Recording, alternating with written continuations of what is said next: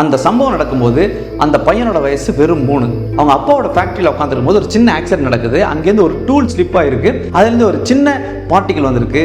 அது இவன் கண்ணில் பட்டுச்சு. அது இன்ஃபெக்ட் ஆயிடுச்சு.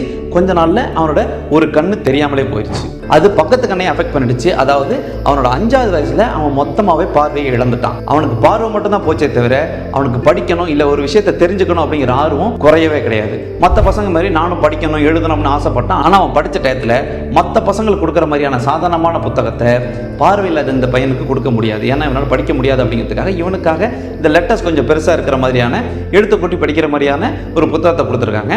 ஒரு வார்த்தை மட்டும்தான் ஒரு டயத்தில் படிக்க முடியும். அதாவது ஒரு புத்தகத்தை படித்து முடிக்கிறதுக்கு பல மாதங்கள் எடுக்கும். அதனால என்ன செய்யலாம் அப்படின்னு யோசிச்ச இந்த பையன் தன்னோட 12வது வயசுல இவனே ஒரு சிஸ்டத்தை உருவாக்குறான். அதுல டாட்ஸ், பேட்டர்ன்ஸ், லாஜிக் அதெல்லாம் தான் சேர்த்து வச்சு அந்த பேட்டர்னை உருவாக்கிட்டு இருக்கான். தன்னோட 15வது வயசுல தான் அந்த பையன் அந்த கோடை மொத்தமா முடிச்சுட்டு ஒரு சிஸ்டமாவே உருவாக்கியிருக்கான். இதை வச்சு பார்வையில்லாத நபர்கள் அவங்களோட விரல் மூலமாவே தொட்டு எழுதவும் முடியும், படிக்கவும் முடியும் அப்படின்னு சொல்லியிருக்கான். வழக்கம் போல சுத்தி இருந்த பல பேரும் அவனோட ஆசிரியர்கள் உட்பட பல பேரும் அதை ரிஜெக்ட் பண்ணியிருக்காங்க.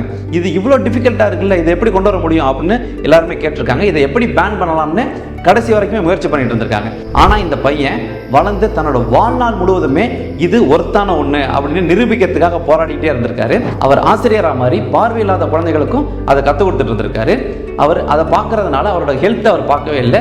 தன்னோட 43வது வயசுல அவர் இறந்துட்டார். அவர் இறந்ததுக்கு அப்புறம் தான் அவர் ஏதோ ஒரு விஷயத்தை செஞ்சிருக்காரு அப்படின்னு இந்த உலகம் முதல்ல என்னன்னு எடுத்தே பார்க்குது. அவர் என்ன செஞ்சிருக்காரு அப்படின்னா பார்வையில்லாத நபர்களுக்கு ஒரு புதிய மொழியை, ஒரு புதிய எதிர்காலத்தையே உருவாக்கி வச்சுட்டு போயிருக்காருன்னு அப்பதான் தெரியுது. அதுக்கப்புறமா அதை அங்கீகரிச்சு இப்ப கிட்டத்தட்ட 130 நாடுகளுக்கு மேல அந்த சிஸ்டத்தை பயன்படுத்திட்டு இருக்காங்க. அது என்ன சிஸ்டம் அப்படின்னா இன்னைக்கு பார்வையற்ற பல நபர்களும் பயன்படுத்திட்டு இருக்க பிரைல் சிஸ்டம். அதை உருவாக்கியவர் திரு லூயி பிரைல் அவர்கள்.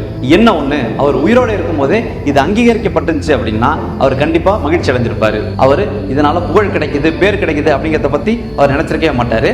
ஆனா இது பல பேருக்கு பயன்படுது அப்படின்னு கண்டிப்பா அவர் மகிழ்ச்சி அடைஞ்சிருப்பாரு. அதே மாதிரி பல கோடி பேருக்கு பயனளிக்கக்கூடிய பலாயிரக்கணக்கான ப்ராஜெக்ட்ஸ் இன்னமும் பல பேரோட வீட்டுல ஒரு மூலையில கிடக்கு. அதே மாதிரி ஏதாவது ஒரு பெஸ்டான ப்ராஜெக்ட் நீங்க பார்த்திருக்கீங்க அப்படின்னா அது கண்டிப்பா மற்றவங்களுக்கு பயன்படும் அப்படிங்கிறது உங்களுக்கு தோணுச்சுன்னா அது ஒர்த் அப்படின்னு நீங்க ஃபீல் பண்ணீங்க அப்படின்னா அதை அங்கீகரிக்கக்கூடிய இடத்துல நீங்க இருக்கீங்க அப்படின்னா கண்டிப்பா தயவு செஞ்சு அதை பரிசோதனை செஞ்சு அதை அங்கீகரிக்கவும். இந்த காணொலி மூலமா ஏதாவது ஒரு ப்ராஜெக்ட் அப்ரூவ் ஆயிடுச்சு அப்படின்னா இந்த காணொலிக்கு நான் கிடைச்ச மிகப்பெரிய வெற்றியா நான் கருதுறேன்.